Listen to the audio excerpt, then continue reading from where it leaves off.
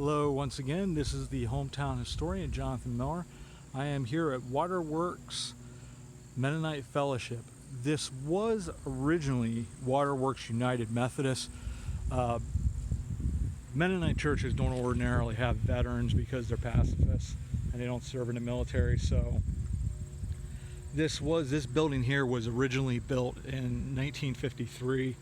Now this cemetery, which I'll take you over to, the stone that's in the very front says 43. So I'm assuming, and I think it's a pretty safe assumption, that there was a church here that corresponded with this cemetery.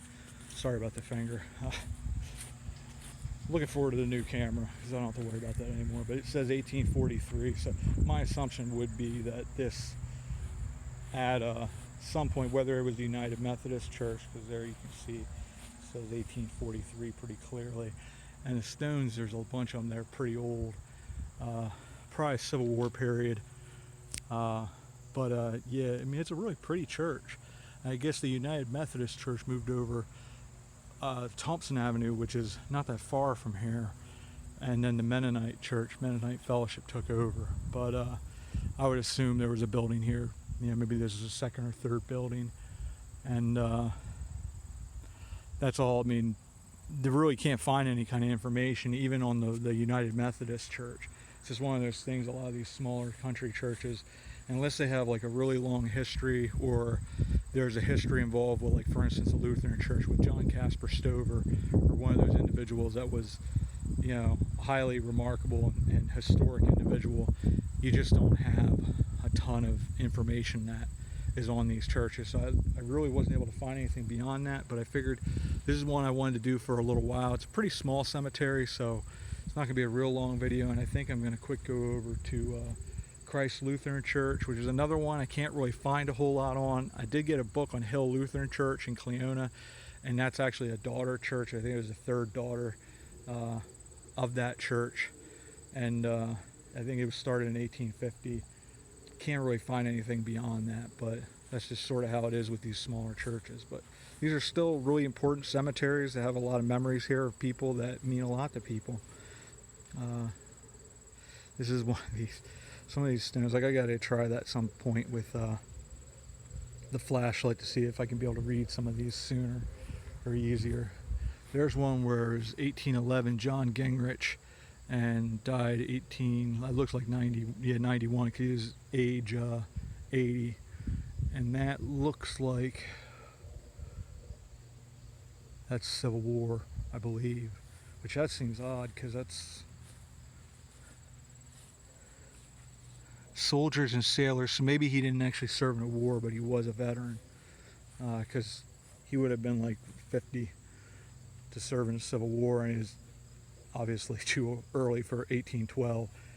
And even like with the one with Texas against Mexico, that one would fit a little bit more, but it doesn't say anything. It just says soldiers and sailors, so that's a different one I haven't seen before. There looks like an Andrew Voigt. Can't quite see the dates there. And Waterworks, this is Union Waterworks is what its full name is. I believe it had a different name before that, but it became, I think, Union Waterworks when they had the Union Canal. Wound up getting started here for the northern branch that went up to Pine Grove, and it would just be out that direction is where it would have started or ended, depending on how you look at it. But that's because the Swatera is right over there. But a lot of that's a pretty cool. You see here, it's sort of like almost like Celtic, like the, I forget what they call that, but it's sort of like the intertwined, the weaving. I forget, endless knot. That's almost what that sort of looks like. Amelia, daughter of Benjamin and Lydia Light, 1817, died 1915. I like the script on this one. It's just pretty neat. And Jacob. It's definitely probably German. I don't know if it's in German. It doesn't look. It actually looks like it might be in German too. So this is a little bit of an older one. 1861, born in 1800. So our stuff right around Civil War period. That so this is you know, it says 1843, so it's a pretty old cemetery. And here's interesting, Linda A. Heilman. We keep on coming back to that Heilman family. A lot of lights in this family, or in this cemetery so far. That's pretty neat. I like here they have like the leaf work here as well. It's pretty neat. I always like seeing the different stuff that's on, like the different artwork, because depending on which cemetery, a lot of times they use maybe one particular monument maker. They had very unique artwork that was just for that particular, because you can see down here at the bottom sometimes they'll have, like it says, almost like Gruber Anvil, so that would have been like the monument maker. That's Roseanne Strayer, 1816 to 1896. She was married to John Mark, 1812 to 1862.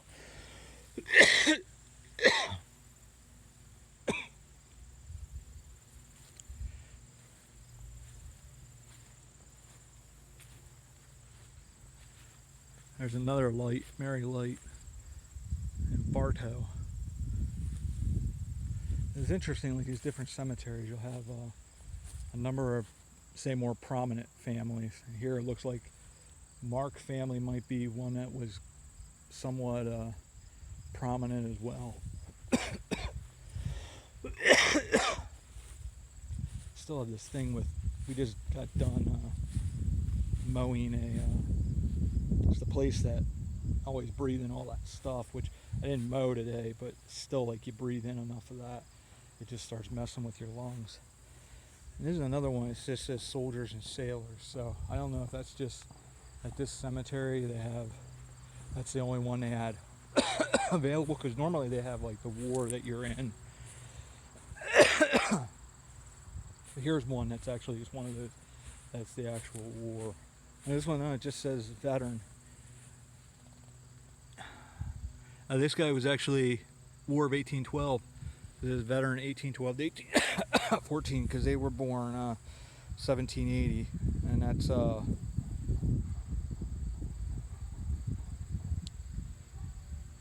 I guess Mitch. I don't know. It's M-I-C-H, and then it's Seltzer. So, unless there's, I don't know, that's different. A different name.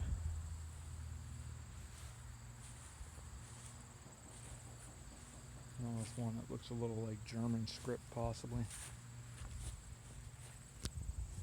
Yeah, there's ones I can see that those are like World War II. So there's just a couple of them that are just, I don't know, maybe they did serve in a war, but it doesn't have what they were.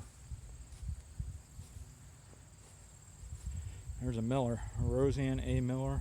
She's the wife of David Baumer.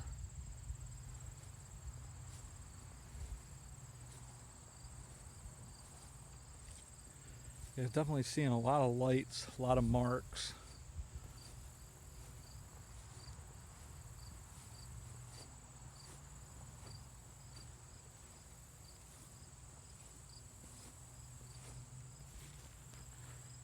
It is neat seeing some of the other names that are from some of the other prominent families from some of the other local churches here.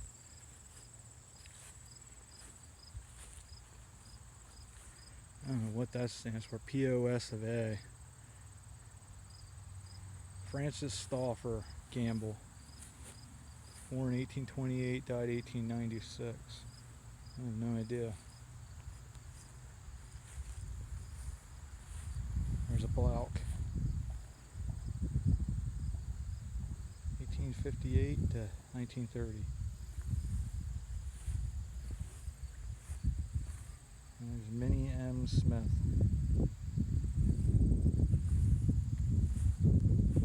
There's one sort of sitting here all by itself.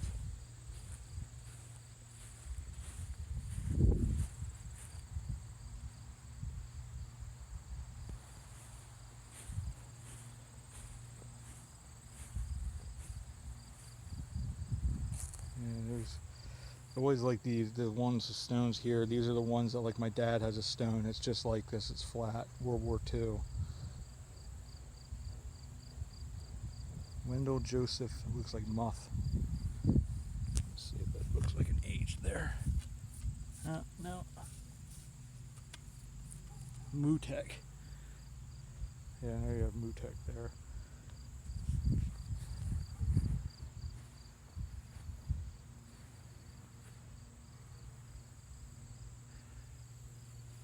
I don't know how much further we're going to go up through here because this is more of the newer part.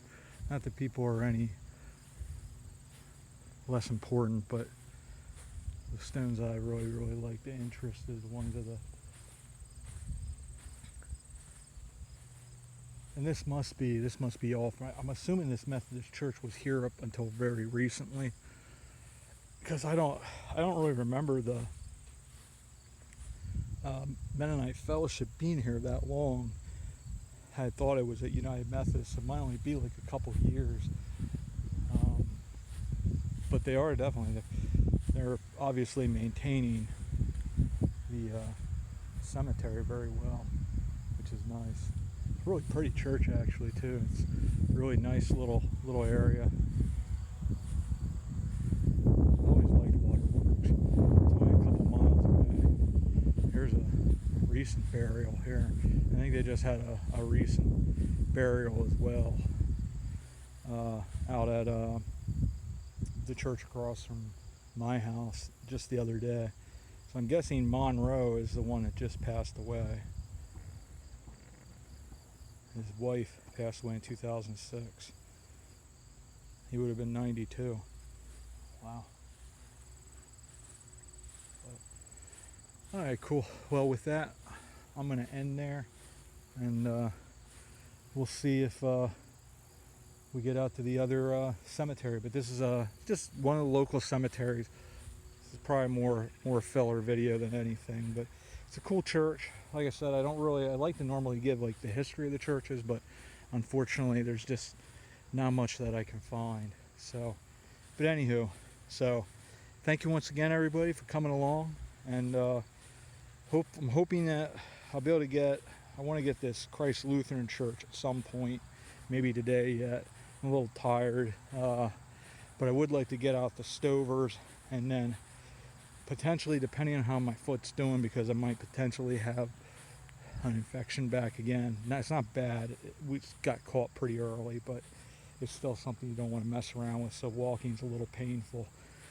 So depending on how quickly I'm able to get the antibiotic, which hopefully tonight, maybe by Monday I'll be all right to do some walking, going with Ralph to Millersburg, but I'm not able to. I'm not pushing myself right now.